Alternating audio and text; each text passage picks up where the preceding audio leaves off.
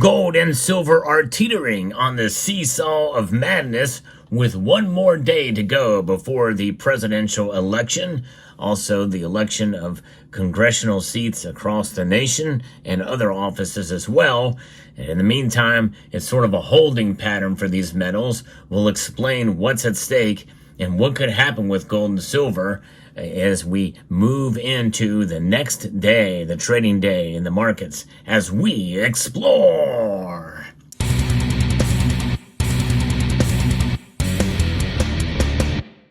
It is amazing to see gold and silver are holding on to their gains, and silver teetering essentially right on that fulcrum point of $32.50 right now. Barely hanging on to that strong support. That's such an important number. Most everyone agrees, and the way the markets are moving, it certainly does feel that silver is seeing some resistance there on the downside. In other words, some support, with it up 2 cents, as I report to you moments before the markets close. It's a very slight increase in price, although earlier in the day, it did almost reach $33 an ounce. It was $32.95 was the high today for silver. Gold, on the other hand, is up only 10 cents right now. It's pretty much not moving at all. In fact, that doesn't even register on the percentage. It's at $2,736.60, although it did reach a high of $2,748.80 as a high today. Platinum and palladium are actually down substantially, and rhodium is actually moving a little bit today. So there's your market report. But you know what? Who knows what's going to happen as they sort of are in this holding pattern.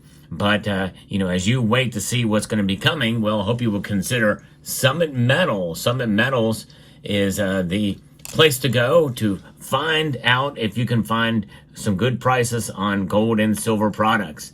At least they should be considered as you shop around for the best deals out there. They have really good prices and great service. And, service is important in the world of precious metals and businesses online. So check out summitmetals.com for your precious metals needs. Now, gold and silver indeed are kind of holding out. They're sort of on the bounce as gold prices edged up a little bit as U.S. election uncertainty loomed, with markets pricing in chances of a contested result and political tensions, while investors also kept a close tab on the Federal Reserve's policy meeting that will be happening on Thursday.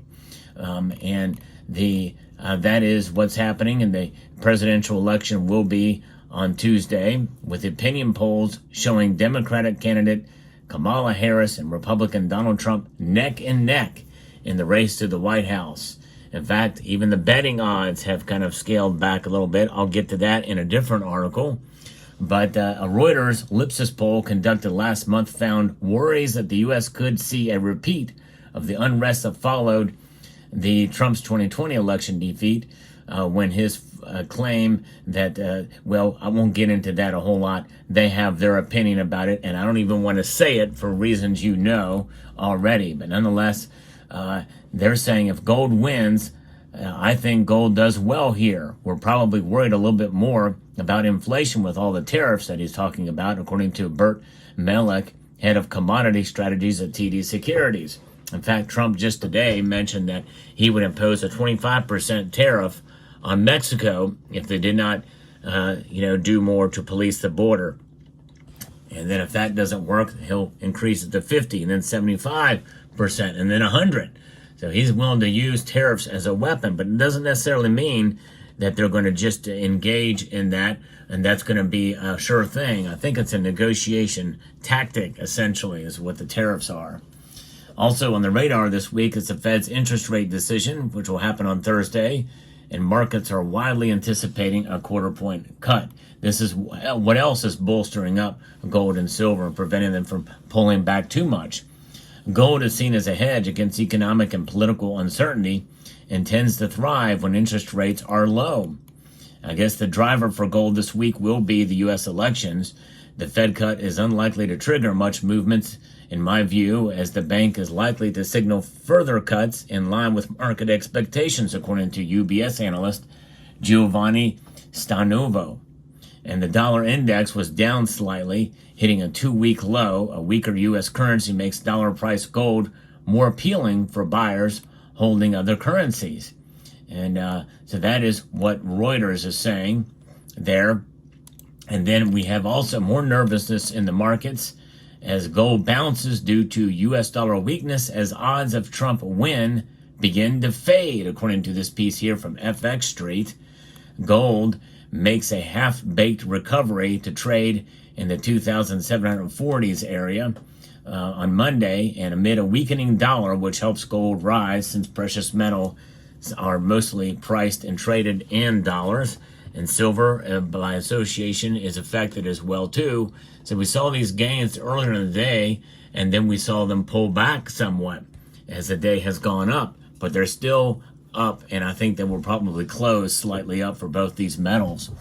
And continued safe haven also from geopolitical risk, as well as the effective long positioning by trend following hedge funds, are all supporting gold and silver's tepid bounce from within a familiar range, stretching, from, the around above the 2007, low 2700s to the mid 2700s.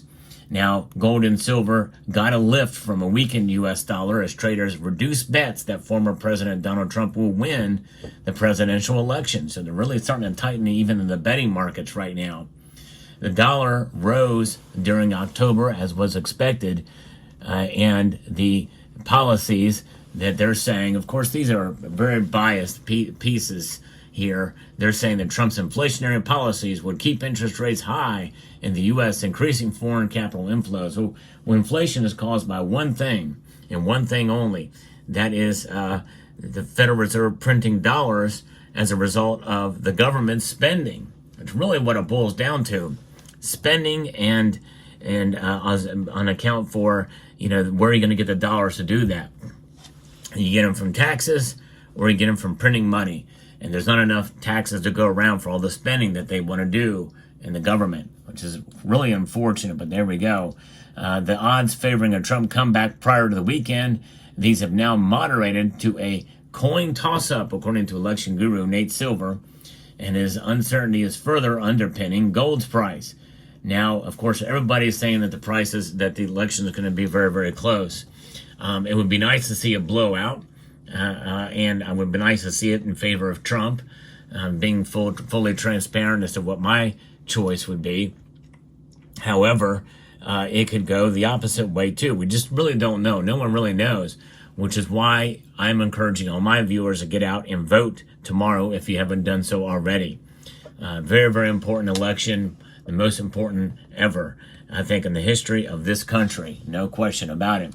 That in news that Iran is planning to mount another attack on Israel in response to last month's bombings is adding to the geopolitical risk quotient. Saturday, Iran's supreme leader, Ayatollah al-Khamenei, told a student gathering that the U.S. and Israel will definitely receive a crushing response, according to the BBC. Now, what would that look like? It's hard to say, but likely, if that happens, Israel's response will be much stronger and likely go after their nuclear facilities and oil refineries. Hit them where it hurts. Not to quote a song by Overkill, but I just quoted a song by Overkill. And so there is from futures and options exchanges, and the Commitment of Trader report is pointing to a continued large trend following trades from hedge funds who have been chasing the rally higher, whilst there has been a slight increase in shorts, according to Bart Malek, head of commodity strategy at TD Securities. The weight of the trade remains long, but gold and silver are sort of in comfortable areas here, maintaining kind of where they're at, and is in this wait and see attitude to see what happens in the markets, and how they react to the election, and also geopolitics. A lot happening here for sure. Even though there's not much movement in the price, the fact that they're staying up, and as I said before, especially regarding silver, this is very important. Gold really is much less likelihood of a chance of it going spastic on us. In other words, a massive move and volatility one way or the other. It is more stable of the two between the two metals. However, silver, and the fact that it's pretty much stayed above the $32.50 range, In fact, the times that it's dipped below that, it didn't last very long when it sprouted right back up to it again. This has me fairly more and more confident that we won't see silver fall below that range, at least for any length of time. And that's good news for silver in terms of its price. Now, if you're a buyer, you want the lowest prices possible to accumulate more, because you know as a buyer that in the long run, gold and silver will preserve your wealth. So you're looking for the bargains out there. Totally understandable. I'm in the same boat. However, it does solidify the validity, indeed, that silver is and will preserve your wealth. And these movements this year really are an example of that. So we'll see how it plays out. Tomorrow's another day, and it'll be very fascinating to see what happens with silver tomorrow, Tuesday. Now, as a reminder, as I mentioned before, I will be doing a live stream tomorrow at 6 p.m. Eastern Time, which is my regular time. But I will also be live streaming shortly after that live stream is over to track the election results. So I hope you will consider joining me here on this very important election night. We'll talk about the election as the results come in, and we'll also speculate to see how gold and silver may react. And we'll also check the overseas markets as they open up and see what kind of reaction that the Asian markets will have with the election results coming in later in the evening. So let me know what your thoughts are about this video and silver and gold today, the day before the big presidential election here in the United States. I'd like to extend a multitude of gratitude to each and every one of you for taking the time to watch, and to encourage you to please rate, share, comment, and subscribe.